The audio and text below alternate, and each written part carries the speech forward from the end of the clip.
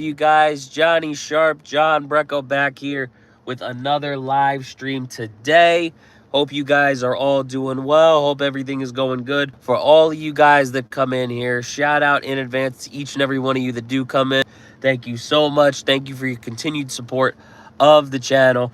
As long as you guys keep on coming, I'm going to make sure that I do as well. You guys continue to like, comment, share, subscribe. We are getting closer and closer to 22,000 subscribers, hoping we hit 25,000 subscribers as soon as we possibly can, and I'm hoping we hit 100,000 subscribers at some point by the end of 2026. As I've said before, I don't exactly know how we're going to do that yet, but I do see that happening for this channel. I do envision that, and I am hoping we do that by the end of next year. So the first person has come in. Big shout out to you. Appreciate you being here, whoever you are. If you want to leave a comment, ask me a question, please feel free. I do apologize to everybody in advance for the video quality. Sometimes when I pop up a shorts video, pop up a live video, I do get not the best quality video on my phone. So again, I do apologize for that, but hopefully the next time that I do flip the phone on, I do a short, I do a live stream, it will be a little bit better quality for you guys. But I wanted to make sure I got on here as soon as I could after Monday Night Raw to talk about a couple of things that did happen on the show. I do obviously want to talk about the Bron Breakker promo because he did cut the best promo of his career, and I do have some things I would like to say about that. But with that being said, what I also want to talk about is this Jey Uso crash out. That and how he crashed out, knocking the Prime station over, throwing the steps around, how he walked out just pissed off after losing his match to LA Knight and being unable to advance to the last time is now tournament. It was very interesting to me, and it was just an interesting direction, I think, for WWE to go in with Jey Uso, because they already made him more locked in, more intense, and then he ended up losing the championship to CM Punk. So I'm surprised that they chose to go in this direction with Jey Uso. I'm not mad at it. I do think what he said to Jackie Redmond was interesting about how he believes the titles are going to look better on Roman, or at least that's what Roman said, and he was kind of going along with it. I did like that interview. I did like the fact that he almost ignored her, and they've kind of hit it off ever since Jackie Redmond started coming to WWE. Hi, do you have some words of motivation for me? I feel very upset today that I didn't win. Considering what you're asking for about what you're looking for motivation for because you lost, no, I don't have any motivation for that, sir. Just to be completely honest with you, I have no motivation for what you're upset about, what you're trying to win, because I don't think that's a great thing to win, just to be quite honest with you. But shout out to you for being part of the live stream. Shout out to you for coming onto the channel for support. I am very appreciative of that. So if that makes you feel motivated, then I hope that makes you feel better. Shout out to Jennifer Mallon as well. Appreciate you being here. Appreciate you being part of the stream. Appreciate you supporting the channel, as I appreciate everybody that is on here right now. All 7 of you guys, thank you so much for being a part of the stream. Let me know your guys' thoughts about, Jey Uso, where WWE is going with this character, how this crash out seems to be imminent, and let me know if you think him crashing out is going to involve LA Knight in some type of way, just from Jey Uso being bitter and wanting to take it out on somebody. Let me know the direction you think they're going to take this bitter, frustrated Jey Uso. I would have locked in Jey Uso a little bit better, but I am interested in this. Let me know how you guys feel about it. Thanks, man. I will win it next year for you. I can't say that I hope you do, to be completely honest with you, sir. But yeah, again, that's interesting. It's also interesting to me just while we're on the subject of pulling the bloodline, that Roman Reigns does seem to be taking a liking to CM Punk a little bit. He helped him up after the match at War Games, gave him a fist bump, told Cody Rhodes this would be the last time that he teams with him, and he also said that he hates Cody Rhodes more than he hates CM Punk. Now, I feel like that's just because Cody Rhodes took the championship from Roman Reigns to end an almost 4-year title reign. But whatever the reason is, he just doesn't seem to hate CM Punk quite as much. And they do seem to be able to get along a little bit. I don't care where you poop. Just make sure that you wipe yourself after you do it. Just to be completely honest with you. Oh my God, are you Ron Weasley? No, I think you can tell, even though it's a little bit blurry, my hair is clearly not red.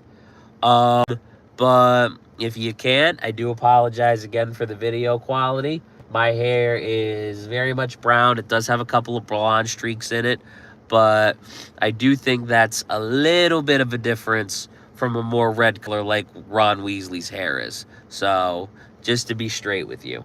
But yeah, I obviously don't know what direction they're going to go with Roman Reigns, because he's probably going to return one more time before the year's over. But with that being said, let's talk a little bit about Bron Breakker, who it's confirmed after Survivor Series, after Bron Breakker picked up the win at War Games, that he is getting a World Heavyweight Championship match against CM Punk in the first Raw of the year on Netflix, January 5th. Why the fuck does it have to be the day I go back to work? Because I do get a little bit of a vacation. Who do you think is going to be Cena's last opponent? I think it's going to be Gunther, personally, because remember, LA Knight is now in the finals. I do think Jey Uso is going to cost him in the finals. I do think Gunther will be the one to end up taking on John Cena. Quite frankly, we've already seen John Cena take on Solo Sikoa. I would have rather seen any of the other three take on John Cena. Solo Sikoa is the last one left that I would personally want to see take him on. But I do think it's going to come down to LA Knight and Gunther, because I do think that's an interesting match people can salivate over. I do think Jey Uso is going to cost LA Knight the match. I do think Gunther is going to go on to face John Cena, and I do think he's going to go on to defeat John Cena. And if he does, I genuinely hope that, obviously in storyline, that Gunther brutalizes him. I hope he takes John Cena out so that John Cena wouldn't even have the choice to keep going on in wrestling if he could. And I think this is John Cena's way of wanting to go out on his own terms. And, just Gunther, making it so that John Cena can't go out on his own terms, I think would make him the most hated heel in WWE right now. And I think he would be able to pick up a lot of momentum on it. Shout out to AMC TJP. Appreciate you being here. Appreciate you being part of the live stream. Shout out to you for commenting down below. Thank you so much. Shout out to Connor Carter as well. What's up with you, man? I hope everything's good with you. You like watching the UFC? I mean, nobody's watching the UFC right now. They're on a 6-week break. So, which is the longest break since COVID, I believe. I am not the biggest fan of the UFC.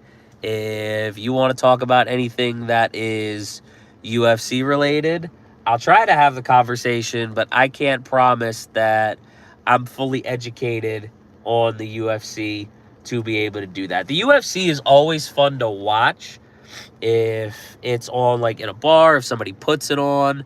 That's always fun in that scenario.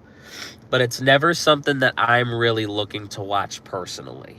I'm just not that deep in it or that much of a fan of the UFC to do that.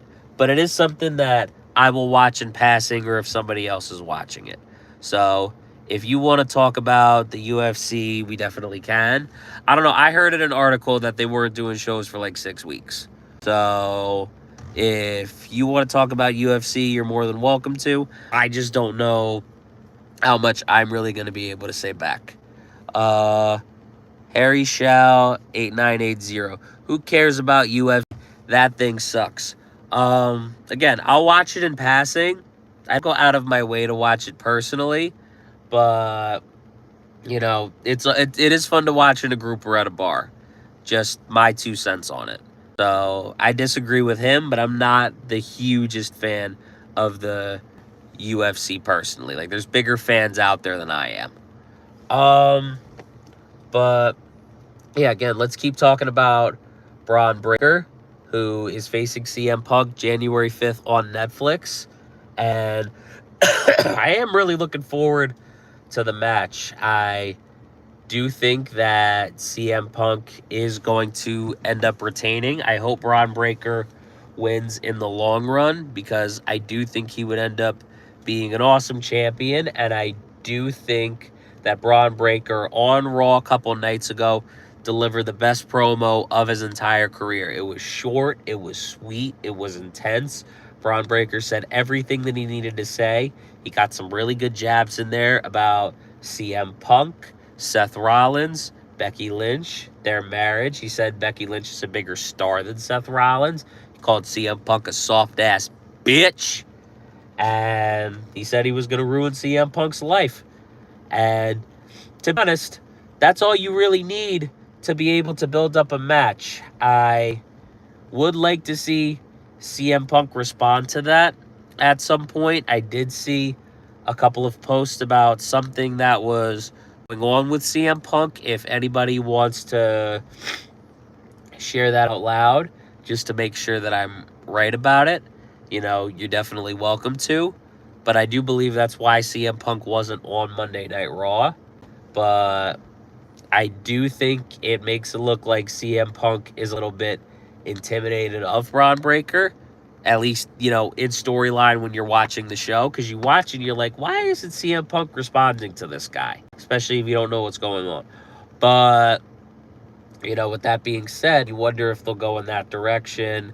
You wonder if CM Punk will have a response for Bron Breakker, which I'm assuming he will. CM Punk is one of the best on the mic to do it.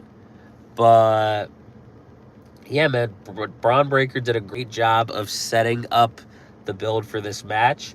And I can't wait to see how CM Punk responds to it in the coming weeks. And I can't wait to see where the match goes, especially when we get to it on January 5th. I'm excited to see how the Vision will be involved in the match. I'm excited to see what happens on CM Punk's end of things, if anyone else gets involved on his side.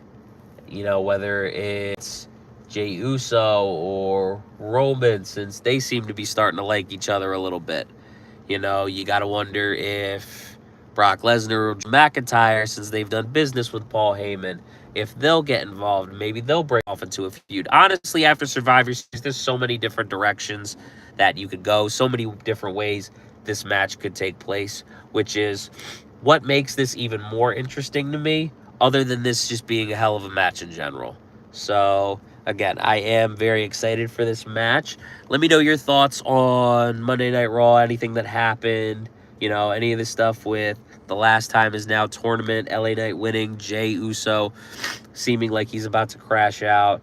Any thoughts on the Vision? If you want to share those before this chat ends, definitely type your comments down below. If not, I'll definitely check after, you know, the stream ends. So, shout out to VFi End. Yo! Appreciate you being here. Appreciate you being part of the chat. Shout out to Zioni. I probably butchered that real bad, but it's okay.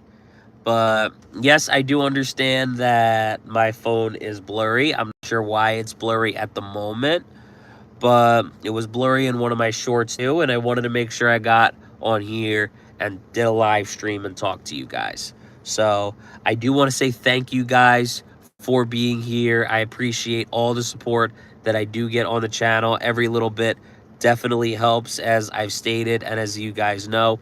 Again, let me know your opinions about anything that happened on Raw with LA Knight, Jey Uso, The Vision, what they had to say about CM Punk, particularly Bron Breakker in general. What soccer team do you support? I'm not the biggest soccer fan.